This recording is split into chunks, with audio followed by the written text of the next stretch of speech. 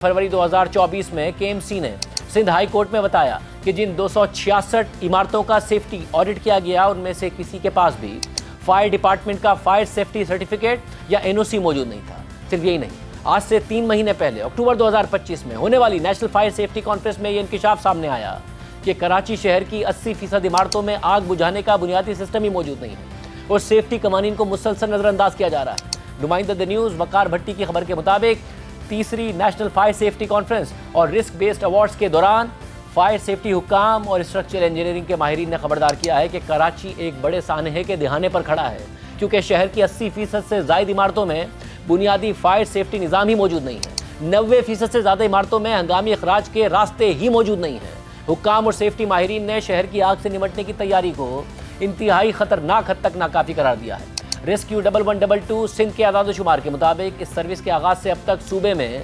2728 आग लगने के वाक़यात हुए।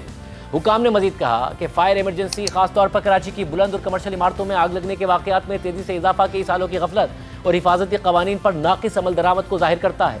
फायर प्रोटेक्शन एसोसिएशन के सदर कंवर वसीम ने कहा कि सिंध बिल्डिंग कंट्रोल अथॉरिटी पहले ही 500 से ज़ायद इमारतों को गैर महफूज करार दे चुकी है और ख़बरदार किया है कि आग लगने की सूरत में इनमें से कई इमारतें गिर सकती हैं। उन्होंने मजीद कहा कि हमने देखा है कि इमारतों में आग लगी और वो चंद घंटों में मुनहदिम हो गई।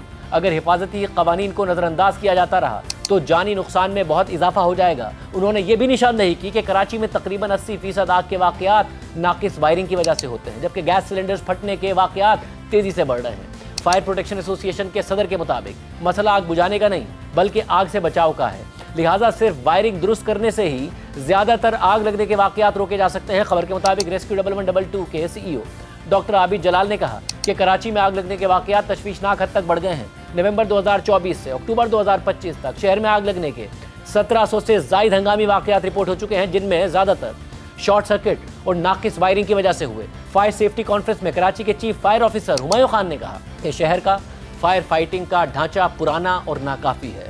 कराची में सिर्फ 28 फायर स्टेशन हैं, जबकि 1 लाख आबादी के लिए कम से कम एक फायर स्टेशन होना चाहिए। लिहाजा कराची के लिए हमें 200 फायर स्टेशन की ज़रूरत है। चीफ फायर ऑफिसर ने मजीद कहा कि हमारा रिस्पॉन्स टाइम सिर्फ 1.5 मिनट है, लेकिन ट्रैफिक जैम, बंद रास्ते और नाकिस कोऑर्डिनेशन की वजह से अक्सर हमें ताख़ीर हो जाती है।